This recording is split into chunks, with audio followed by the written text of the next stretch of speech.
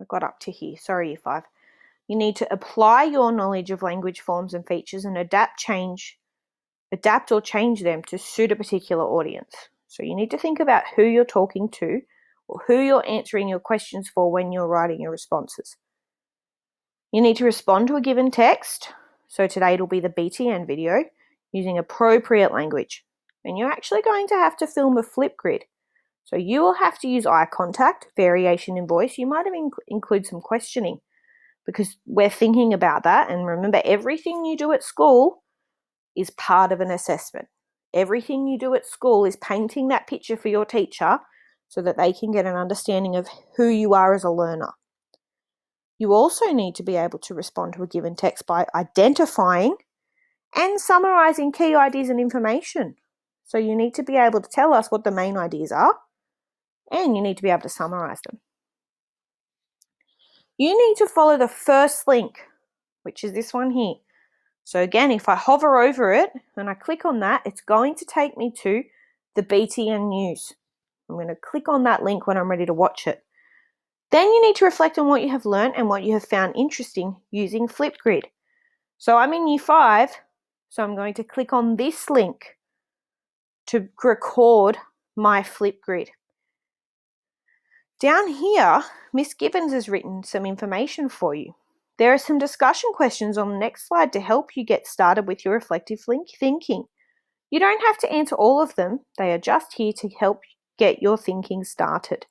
So if I go to the next slide, I have all these questions. Now she's stated, Miss Gibbons has said she's not expecting you to answer all of those questions, but she would like you to use them to guide your reflection.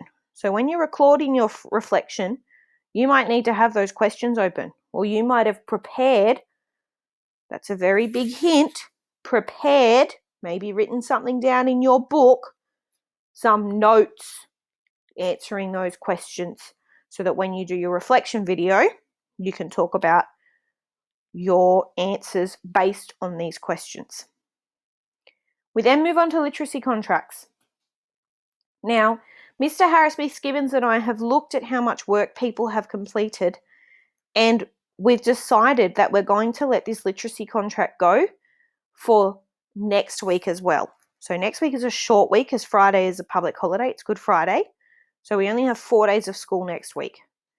So we're asking that you continue with the same literacy contract for this week. When all of your activities are done, then we're asking that you click turn in so your teacher can mark your work.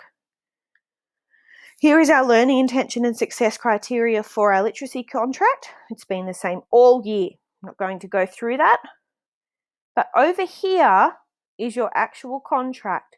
Now, your contract was assigned to you in a separate doc. It looks a little bit different, but the activities are exactly the same. Some of you haven't even started that. Now, if you haven't started for whatever reason, you might need to get in contact with your teacher and explain to them what the issue is.